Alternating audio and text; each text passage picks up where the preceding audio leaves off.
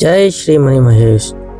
तो आज हम चल रहे हैं मणि महेश जी की यात्रा पर और हम आपको बताएंगे कि कैसे जाएं, कहाँ रुकें, कितना खर्चा आएगा और मणि महेश जी की यात्रा के साथ हम और कहाँ कहाँ जा सकते हैं।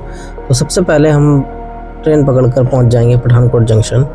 पठानकोट जंक्शन से 200-300 मीटर की दूरी पर पैदल जाने पर आपको सामने ही बस स्टैंड मिल जाएगा। बस स्टैंड से आपको चंबा या भरमौर की बसें आसानी से मिल जाएंगी। हालांकि यहाँ पर बसें मिलना इतना भी आसान नहीं है, 1-2 घंटे इंतज़ार करना पड़ सकता है आपको, लेकिन आपको आसानी से मिल जाएगी। सबसे पहले चंबा पहुँचेंगे, चंबा से हम लोग जाएंगे भरमौर, इन सुंदर नज़ारों का आनंद लेते हुए। मौसम बहुत अच्छा है, जैसा कि आप देख पा रहे हैं। यहाँ पर बहुत सारे लोग हैं और ये एक प्यारी सी नदी चलती है यहाँ पर साथ में, इसका आनंद लेते हुए। थोड़ी रोड्स ख़राब हैं, थोड़ा मौसम ख़राब है। पहुँच जाएंगे हम लोग यहाँ भरमौर गेट पर।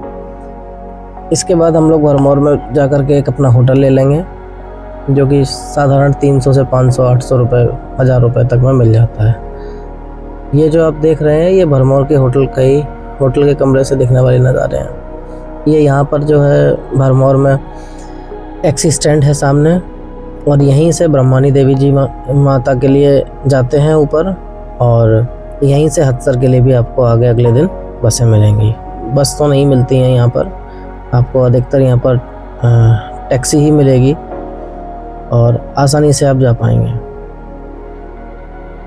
यहाँ पर मौसम बहुत ही तेज़ी से बदलता है। यहाँ सेब के पेड़ आपको बगल में कई जगह लगे हुए मिल जाएंगे, वहाँ आप पूछ करके सेब का आनंद भी ले सकते हैं। ताज़े सेब एकदम होते हैं जो पेड़ पर लगे हुए होते हैं। उसके बाद जब धीरे धीरे यात्रा चालू होगी, सबसे पहले हम लोग सुबह उठ करके अगले दिन 84 मंदिर जाएंगे। ये 84 मंदिर का रास्ता आप लोग देख रहे हैं। 84 मंदिर जो है बहुत बड़ा प्रांगण है और यहाँ पर बहुत सारी दुकानें भी लगी होती हैं। यहाँ पर सामने कुछ नज़ारे इस तरीके के होते हैं कि आप देखिएगा इसमें, और यहाँ पर बहुत अच्छा म्यूज़िक वगैरह भी बजता रहता है। लोग यहाँ पर जो है पहाड़ी गीत गाते हैं बैठ कर के। 84 मंदिर में दर्शन करेंगे। 84 मंदिर दर्शन करने के बाद हम लोग धीरे धीरे आगे बढ़ेंगे। यहाँ पर कुछ शॉपिंग वगैरह करनी हो आपको, जो कपड़े नहीं लाए हो वो सब देख सकते हैं। यहाँ पर गर्म कपड़े मिल जाएंगे आपको।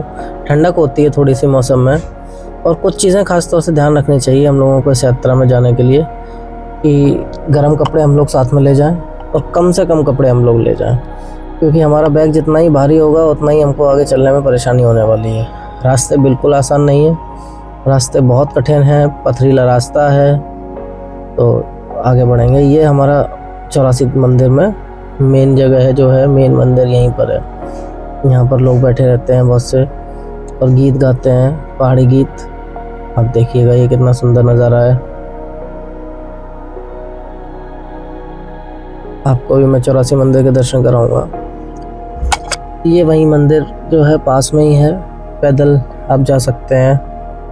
टैक्सी जहाँ मिलती है वहाँ से बिल्कुल पास में ही है। वहीं पर आप रजिस्ट्रेशन कैंप भी होते हैं, रजिस्ट्रेशन करा सकते हैं। यहाँ पर आप अगर इन पहाड़ी लोगों के गीत सुनेंगे तो आपका मन मोह जाएगा। बहुत सुंदर गाते हैं। और ये हमारे 84 मंदिर के दर्शन।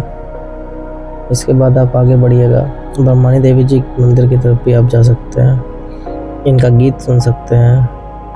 और सबसे पहले इनका गीत सुनने के बाद आप धीरे धीरे वहाँ कुछ शॉपिंग कीजिए, आगे जाइए। उसके बाद ब्रह्मानी देवी जी मंदिर की यात्रा वहीं से शुरू होगी।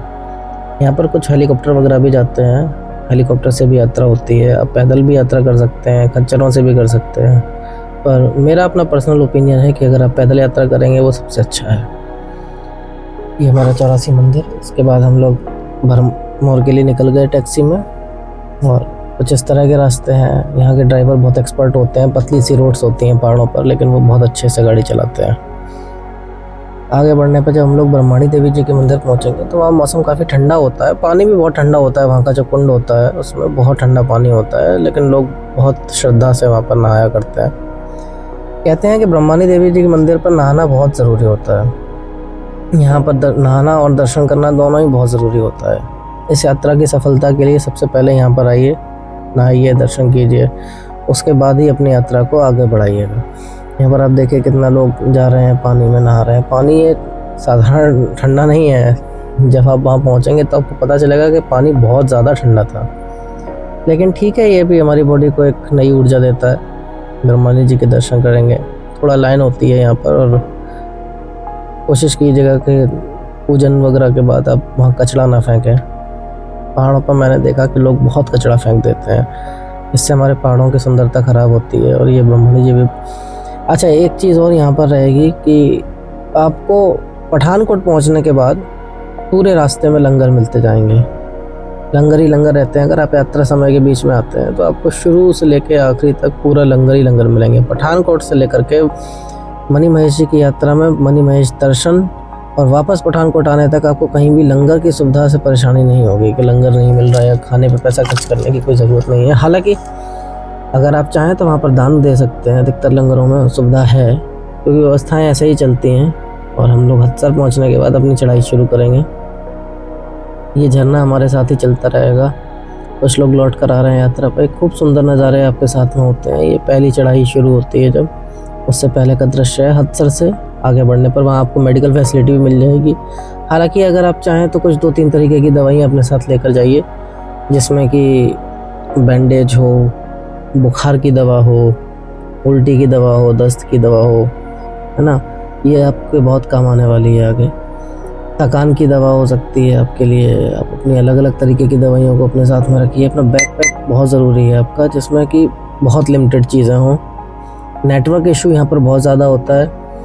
आप जब यात्रा शुरू करेंगे तो उसके बाद आपको जियो का नेटवर्क तो कुछ जगह तक मिलता है, आगे 3-4 किलोमीटर आगे तक, और बाकी जगहों पे फिर नेटवर्क सुविधा और किसी की नहीं है। हदसर पहुँचते ही आपकी सारी सिमें बंद हो जाएंगी। 2 से 3 दिन तक आपकी सिम बिल्कुल बंद रहती है। यात्रा मार्ग लगभग हर जगह इसी तरीके का है, एकदम स्टीप चढ़ाई है, कहीं ढलान नहीं मिलेगी आपको इस रास्ते में, सिर्फ चढ़ना ही है आगे। धीमे धीमे धीमे धीमे चलते जाइए। कुछ चीज़ें ध्यान में रखिए कि बैग हल्का हो, सामान कम हो, एक पानी की बोतल हो, बिल्कुल उतनी ही चीज़ें हो जो ज़रूरी हैं। ऑक्सीजन सिलेंडर भी आप लेकर जा सकते हैं अपने साथ में, एक छोटा सा, क्योंकि वहाँ पर ऑक्सीजन की कमी होने लगती है ऊपर जाते में काफ़ी लोगों को। और हालांकि लंगर वालों ने कुछ मेडिकल व्यवस्थाएं कर रखी हैं, पर फिर भी जो है अपने पास, आपके पास अगर होगी तो आपको परेशानी नहीं होगी, क्योंकि हर जगह लंगर आपको आधा किलोमीटर 1 किलोमीटर की दूरी पर ही मिलेंगे। उस बीच में अगर आपको दिक्कत आती है तो आपके पास में दवाइयाँ वगैरह सब कुछ होनी चाहिए। ये हम लोग धीमे धीमे आगे बढ़ गए। और यहाँ पर जल्दी यात्रा नहीं करना चाहिए। जल्दी यात्रा करने से क्या होता है कि आप थकान आपको बहुत ज़्यादा होगी। और मणि महेश जी की मान्यता बहुत ज़्यादा है। यहाँ पर बहुत भीड़ थी जब हम लोग गए, लोग बहुत सामान लेकर के जा रहे थे। आप अगर वहाँ रहने वाले नहीं हैं, कहीं दूर से आ रहे हैं, तो आपको चाहिए कि आप सबसे पहले अपना सामान का बैग बहुत हल्का रखें। और ये बात ऐसी है कि अगर आप आज नहीं मानेंगे तो जब आप जाएंगे यात्रा पर तो यात्रा आपको समझा देगी कि सामान क्यों कम रखना चाहिए। खैर, आगे बढ़ते हैं धीमे धीमे यात्रा पर। रास्ते तो लगभग पूरी रास्ते ऐसे ही हैं। मणि महेश जी की आपको शायद कहानी पता हो ना पता हो, आइए मैं बताता हूँ। आप सभी को पता ही होगा कि मणि महेश जी की यात्रा जो है, मणि महेश कैलाश पर्वत जो है हिमाचल प्रदेश में है और ये चंबा जिले में पड़ता है। इसे भगवान शिव का निवास स्थान भी माना जाता है। और यहाँ का जो तालाब है, मणि महेश झील कहते हैं जिसको, उसकी मान्यता है कि इस झील और पर्वत का दर्शन करने से ही व्यक्ति के सारे पाप नष्ट हो जाते हैं, उसे मोक्ष की प्राप्ति होती है। यहाँ की उत्पत्ति की भी एक कथा मानी जाती है। कहा जाता है कि सृष्टि की रचना के बाद भगवान शिव ने इस स्थान को अपना धाम बनाया। कैलाश पर्वत की ऊंचाइयों पर भगवान शिव अपने दिव्य स्वरूप में तपस्या करते हैं, तो उनके मस्तक पर जो दिव्य मणि है ना सुशोभित, उसके तेज से ये पर्वत और झील अलौकित रहते हैं। इसी कारण इस स्थान का नाम मणि महेश पड़ा, यानी कि मणि महेश माने शिव के मस्तक की मणि। और यहाँ पर शिव पार्वती की भी कथा है। कहते हैं कि जब माता पार्वती ने तपस्या करके शिव जी को पति के रूप में प्राप्त किया, तब वो विवाह के बाद वहीं मणि महेश पर्वत पर आए। शिव जी ने माता पार्वती को आश्वासन दिया कि जो भी भक्त पूरे मन, श्रद्धा और आस्था के साथ इस झील में स्नान करेगा और कैलाश का दर्शन करेगा, उसे उनके समान पुण्य फल प्राप्त होगा। तो देवताओं और ऋषियों का भी पूजन यहाँ पर किया जाता है। पुराणों के अनुसार देवता और ऋषि मुनियों ने भी इस धाम पर आकर भगवान शिव की आराधना की।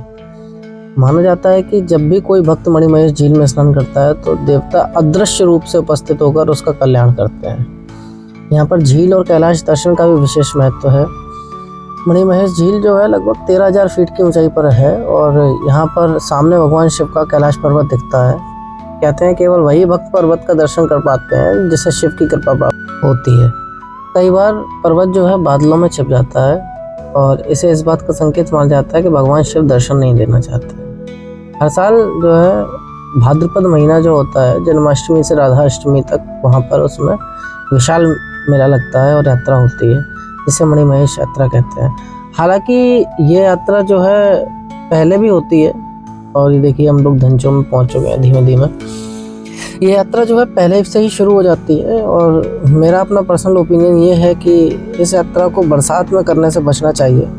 थोड़ा पहले आप चले जाइए, थोड़ी आपको व्यवस्थाएं कम मिलेंगी, पर जो लैंडस्लाइड्स होते हैं, बारिश होती है, उनकी समस्या नहीं आती। क्योंकि जब हम लौटते में आ रहे थे, इधर से जाते में तो मौसम काफ़ी ठीक था, लौटते में आते में जब बारिश होना शुरू हुई तो उसके बाद यात्रा करना इतना कठिन था कि उसका अंदाज़ा केवल यात्रा करने वाले व्यक्ति को ही लग सकता है, दूसरे व्यक्ति को नहीं लग सकता। तो आइए कहानी बताता हूँ आगे। तो जब ये विशाल मेला और यात्रा होता है तो हज़ारों श्रद्धालु बहुत कठिन मार्ग तय करते हुए यहाँ पर पहुँचते हैं। झील में स्नान करते हैं, ठीक है, शिव जी का जलाभिषेक करते हैं, मोक्ष की कामना करते हैं। यहाँ की विशेष मान्यताएं हैं कि जिसने जीवन में एक भी बार मणिमहेश का स्नान और दर्शन कर लिया, उसे पुनर्जन्म के बंधन से मुक्ति मिल जाती है। यहाँ पर कुछ गुर्जर और गद्दी जनजातियाँ हैं, तो इस धाम को शिव का साक्षात रूप मानती हैं और जीवन के हर शुभ कार्य करने से पहले मणिमहेश कैलाश की शपथ लेती हैं। कहा जाता है कि भगवान शिव ने कैलाश पर्वत छोड़कर मणिमहेश जी को अपना दूसरा निवास स्थान बनाया था और वो वहाँ माता पार्वती के साथ रहते थे, इसीलिए इसको छोटा कैलाश भी कहते हैं। और शिव जी की जब विवाह हुआ तो माता पार्वती के साथ यहाँ पर आए और उसके बाद उन्होंने तपस्या की, देवताओं को दर्शन दिए। फिर शिव जी ने प्रतिज्ञा ली कि कोई भी मनुष्य मणिमहेश शिखर पर चढ़ नहीं सकता। कई बार लोगों ने प्रयास किया, लेकिन या तो वो बीच में ही लौट आए या फिर भारी तूफान, ओलावृष्टि और बर्फबारी ने उनका प्रयास असफल कर दिया। मानता है कि शिव जी ने कहा था कि जो भी अहंकार में आकर मेरी चोटी पर चढ़ने का प्रयास करेगा वह कभी सफल नहीं होगा। तो शिव जी और चरवाहे की भी कथा यहाँ पर एक कही जाती है कि एक बार एक चरवाहा अहंकार में आकर मणिमहेश शिखर पर चढ़ने निकल गया। रास्ते में उसने अपनी भेड़ों को भी साथ में ले लिया। जैसे ही वह ऊपर पहुंचा, अचानक तेज आंधी और बर्फीला तूफान आया। वह चरवाहा और उसकी भेड़ें पत्थर की मूर्तियों में बदल गए। आज भी इस झील के किनारे कुछ पत्थर भेड़ों के झुंड जैसे दिखाई देते हैं। तो इस झील का जो महत्व है, वो झील का पानी बहुत पवित्र माना जाता है। उसके अलावा झील में स्नान करने से सारे पाप नष्ट हो जाते हैं, शिव की कृपा मिलती है। ये कथा मैंने आपको बताई थी। और मणि का भी रहस्य माना जाता है। कहते हैं भगवान शिव के सर पर जो मणि जड़ा हुआ है और उसकी चमक झील में दिखाई देती है, वो कभी कभी पूर्णिमा की रात झील के पानी में मणि जैसी दिव्य आभा दिखाई देती है। तो ये तो कथाओं की बात हुई। अब ये देखिए आप, यहाँ पर ये झरना जो है बराबर साथ में चलता रहता है। हम लोग को सबसे बड़ा जो बेस कैंप है वो धंचो और गौरीकुंड में मिलता है। तो हमारी यात्रा अगर आप पहले दिन भरमौर से शुरू करेंगे, दर्शन करने के बाद, ब्रह्मणी देवी जी के दर्शन करने के बाद आगे बढ़ते हुए जाएंगे तो 12-1 बज जाते हैं साधारणतः, और हदसर तक पहुंचने में। हदसर से यात्रा शुरू करेंगे तो धीमे धीमे आगे बढ़िएगा। पहले दिन आप अगर गौरीकुंड में स्टे लेते हैं तो बहुत अच्छा रहेगा। गौरीकुंड एक बहुत ही फैली हुई जगह है, खुला हुआ है, लैंडस्लाइड्स की भी संभावनाएं कम होती हैं। और यहाँ पर जब आप एक बार पुल से पार करते हुए आएंगे तो गौरीकुंड पहुँचेंगे। ये थोड़ा सा जानवरों पर अत्याचार यहाँ पर होता ही रहता है। कहीं पर भी जहाँ पर यात्रा होती है वहाँ पर जानवरों का शोषण तो होता ही है। कभी लोग बैठते हैं, कभी घोड़े वाले उनको मारते हैं। और ये जो झरना आप देख रहे हैं, ये झरना पूरे रास्ते आपके साथ रहता है। यहाँ की चढ़ाई बहुत ही कठिन है। जब आप वहाँ से आगे बढ़ेंगे गौरीकुंड से तो शिवधराट और बंदर घाटी, भैरव घाटी होते हुए आगे बढ़ेंगे तो ये आपको सब नज़ारे दिखते जाएंगे। गौरीकुंड से 2 रास्ते कटते हैं। एक रास्ता तो है जो शिवकुंड, गौरीकुंड नहीं, माफ़ कीजिएगा, धंचों से 2 रास्ते कटते हैं। एक रास्ता तो है जो कि आपको शिवधराट, बंदर घाटी, भैरव घाटी होते हुए जाता है, और दूसरा रास्ता जो है सामने की तरफ से झरने के उस पार, वो सीधा आपको गौरीकुंड पहुंचाता है। हालांकि उस रास्ते पर लैंडस्लाइड्स कम होते हैं, होते उस पर भी हैं पर कम होते हैं, लेकिन उस पर दुकानें और जो आपको कहते हैं कि लंगर, उनकी सुविधाएं काफ़ी कम हैं। आप धीमे धीमे आगे बढ़ेंगे इस रास्ते पर तो गौरीकुंड आने वाला होगा। धीमे धीमे हम गए थे सुंदरासी के रास्ते से हमको वहाँ पर लोगों ने बताया कि आप इस रास्ते से जाइए, वो बेहतर रहेगा, लेकिन इतना भी बेहतर नहीं था। इस तरह की कुछ सोने की व्यवस्थाएं होती हैं वहाँ पर, टेंट्स लगे हुए होते हैं, उनमें थोड़ा सा पार्टीशन कर दिया जाता है। और गौरीकुंड में लगभग 200 रुपये प्रति व्यक्ति और धनचो में 100 रुपये प्रति व्यक्ति के हिसाब से आपको टेंट मिल जाएंगे।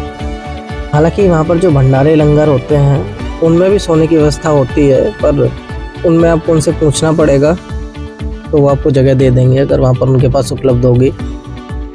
तो उसमें आप भंडारे में सेवा भी कर सकते हैं, रुक सकते हैं, वहाँ खाने का आनंद ले सकते हैं, और वहाँ पर भजन होते हैं उनका भी आप आनंद ले सकते हैं। देखा जाए तो ये यात्रा जो है एक अलौकिक यात्रा होती है, जो आपको अंदर से बाहर की ओर और बाहर से अंदर की ओर पूरी तरह से शुद्ध कर देगी। जब आप गौरीकुंड पहुँचेंगे, हम जब गौरीकुंड पहुँचे तो गौरीकुंड पहुँचने से पहले ही जो है बारिश शुरू हो गई थी, तो लोगों ने बताया कि यहाँ पर सुंदरासी में लैंडस्लाइड होने के खतरे काफ़ी ज़्यादा होते हैं, तो हम लोग जल्दी जल्दी आगे बढ़ते हुए चले गए। और जब गौरीकुंड पहुँचे तो हमको पता चला कि पीछे जो है बारिश की वजह से थोड़ा लैंडस्लाइड हुआ है, और ख़बर तो ये भी थी कि बादल फटे हैं, हालांकि बाद में पता चला कि बादल नहीं फटा है। पहाड़ों पर क्या होता है कि झरने होते हैं, उनको रोक दिया जाता है या अपने आप पत्थरों से रुक जाते हैं, तो वो पानी इकट्ठा होता रहता है, वो अचानक किसी भी समय पर निकल जाता है। तो जो सूखे पड़े हुए झरने आपको दिखाई दें वहाँ कभी भी ना रुकें। और ये हम लोगों को गौरीकुंड पहुँचने के बाद हम लोग आगे शिवकुंड की तरफ बढ़े, तो शिवकुंड पर ये नज़ारे थे उस रास्ते में, और ये रास्ता शिवकुंड तक जाने वाला रास्ता है। ये जो आखिरी का 1 किलोमीटर होता है, इसमें आपको ऑक्सीजन की कमी महसूस होती है। धीमे धीमे चलिए आराम से। और यहाँ पर पूरे रास्ते में लंगर लगे हुए थे।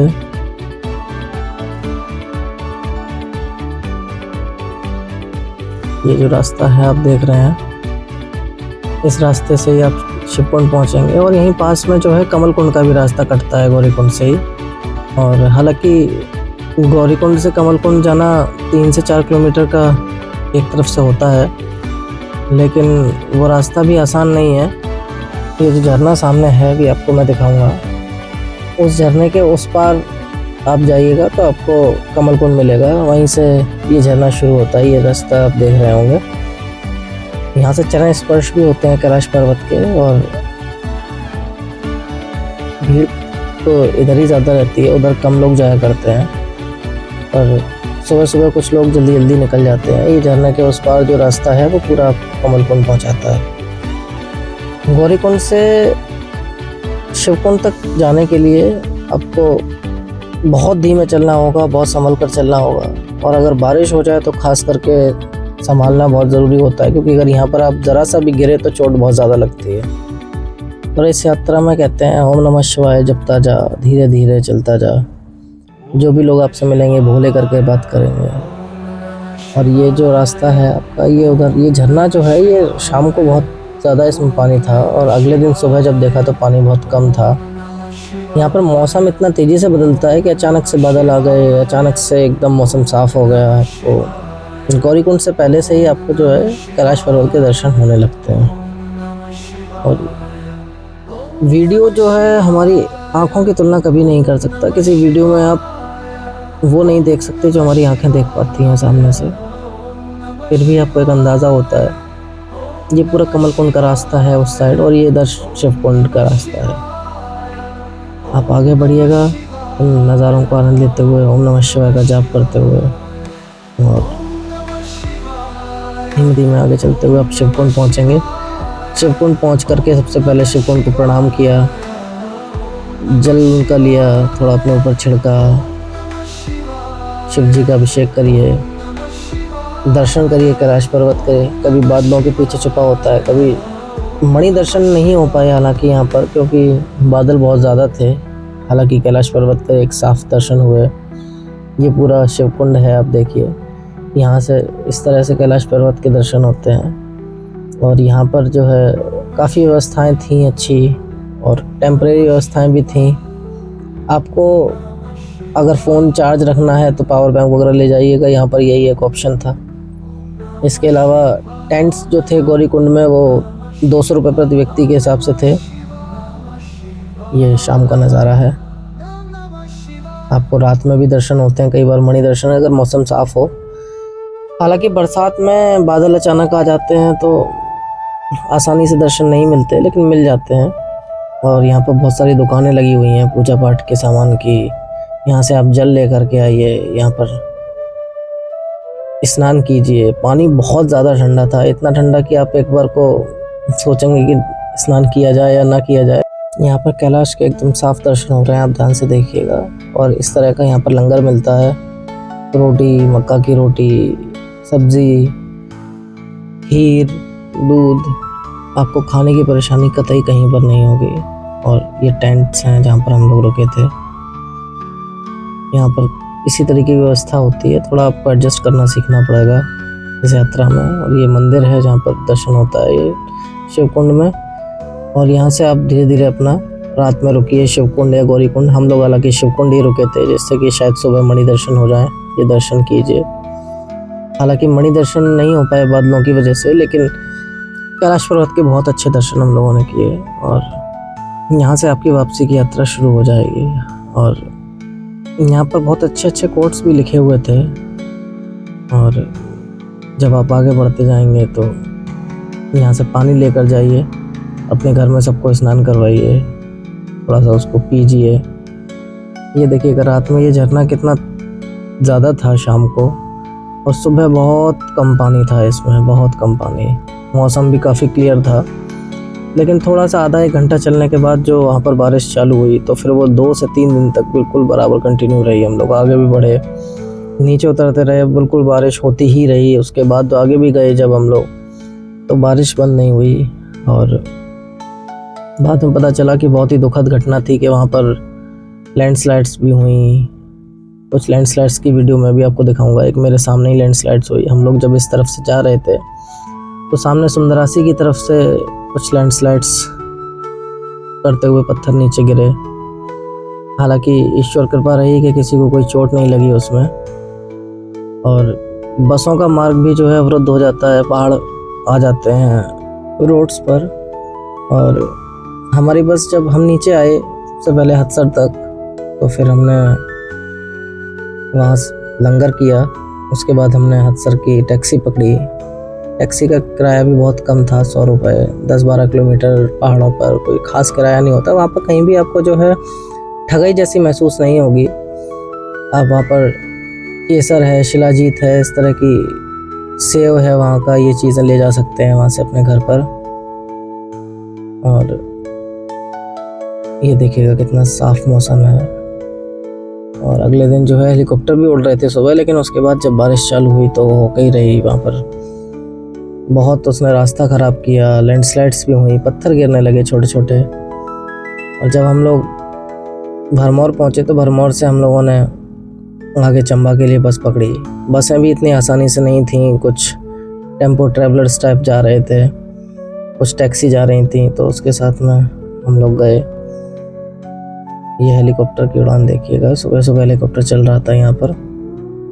हम लोग जब आगे गए तो चंबा से करीब 15-16 किलोमीटर पहले लैंडस्लाइड हो रखा था। और हमारी बस शाम को 5 बजे से लेकर अगले दिन सुबह तक लगभग 9 बजे तक एक ही जगह पर फंसी रही। बहुत परेशानी हुई। हालांकि लंगर सुविधाएं इतनी थी कि खाने की कोई परेशानी नहीं हुई। ये देखिएगा इस तरह के जो रास्ता है पूरा आपको मिलेगा। और आगे बढ़ते जाइए, शिव जी का नाम जपते जाइए, मन में नाम जपें। थोड़ा चिल्लाने से आपको एनर्जी भी जो है लो होती है और ऑक्सीजन की भी समस्या आती है। धीमे धीमे आप नाम जपते रहिए, आगे बढ़ते रहिए, और ईश्वर की कृपा होगी तो आपका यात्रा बहुत अच्छे से हो जाएगी। और ये देखिएगा, ये जो है इस रास्ते पर पहले कभी लैंडस्लाइड हुई होगी, तो ये रास्ता उसकी वजह से थोड़ा सा ख़राब हो गया था। हालांकि रास्ता बना तो कहीं भी नहीं था, लेकिन पहाड़ों की सुंदरता ही यही है, तो इसको महसूस कीजिए, आगे बढ़िए धीमे धीमे। इस वक्त तक मौसम जो था बिल्कुल ठीक था, और इसके बाद जब हम लोग आगे बढ़े थोड़ा सा, तब मौसम ने थोड़ी सी करवट लेना चालू की। पहाड़ों में क्या होता है, 10-15 मिनट ही बहुत होते हैं मौसम को बदलने के लिए। और अगर बात करें देखिए ये लैंडस्लाइड हमारे सामने का वीडियो है।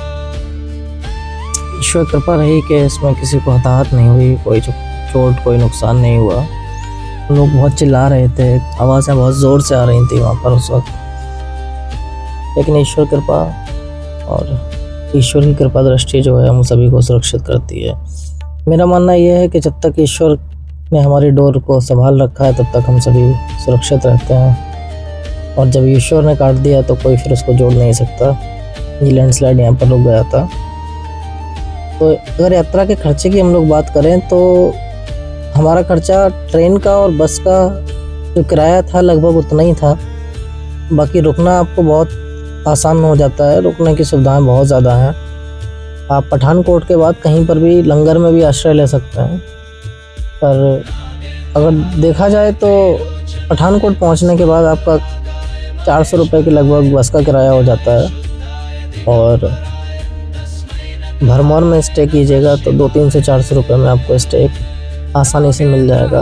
और आगे आप जाएंगे तो 100 रुपये ऊपर ब्रह्माणी जी माता के दर्शन के लिए लगते हैं, और जाने के उसके बाद में हदसर तक आने के बाद 50 रुपये लगते हैं। फिर आप आगे आइएगा तो हदसर से, माफ़ कीजिएगा, हदसर नहीं, भरमौर आने के 50 रुपये लगते हैं। फिर भरमौर से हदसर के आपको 100 रुपये दोबारा लगते हैं।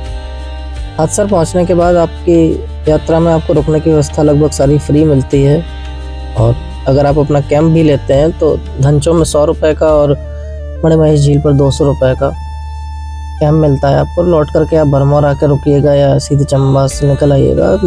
मुश्किल से 2-3 हज़ार रुपये काफ़ी होते हैं, आपको खूब खर्च करने हैं तो यहाँ पर यात्रा में थोड़ा टॉफ़ी चॉकलेट वगैरह आप अपने साथ रखिएगा।